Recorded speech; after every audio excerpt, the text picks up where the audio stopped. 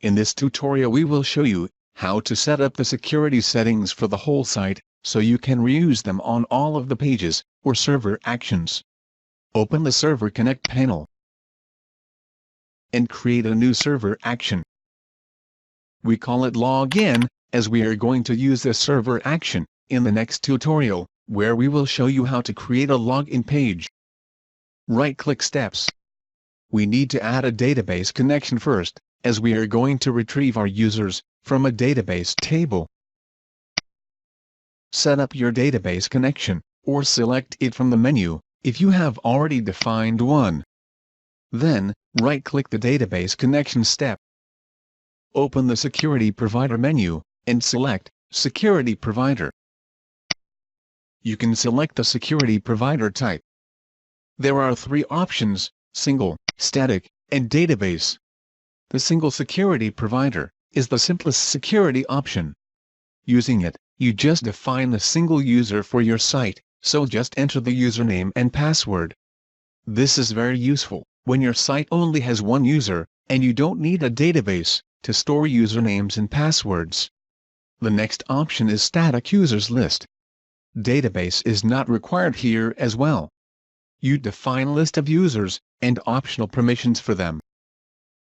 In this video, we will show you how to set up the most advanced of these options, the Database Security Provider. Click the Users and Permissions button. First, select the database table, which stores the usernames and passwords. The identity column will be selected automatically.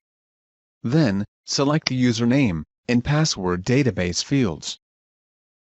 Optionally, you can assign different permissions.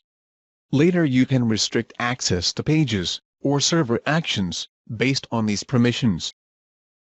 You can add a permission by clicking the Add New button. Double-click to add a permission name. Let's call this permission Admin.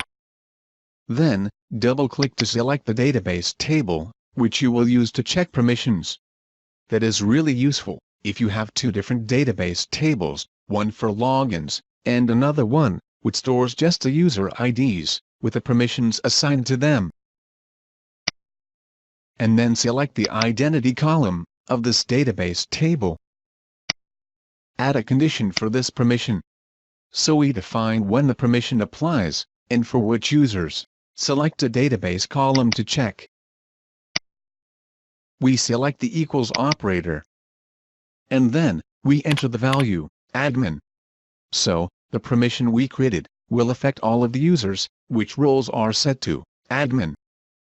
You can add as many permissions as you like, and customize the conditions per your needs. Click OK when you are done setting up the permissions. Now, let's change the default name of the security provider. We are going to use the security provider for our whole site, so we will call it Site Security. And in order to make it available across all the server actions, you need to click the link button. Click Yes in the confirmation dialog. Save your server action, and you are done. The security provider has been configured and can now be reused in the server actions across your site. In our next tutorial, we will show you how to create the login form and redirect people when they log in successfully.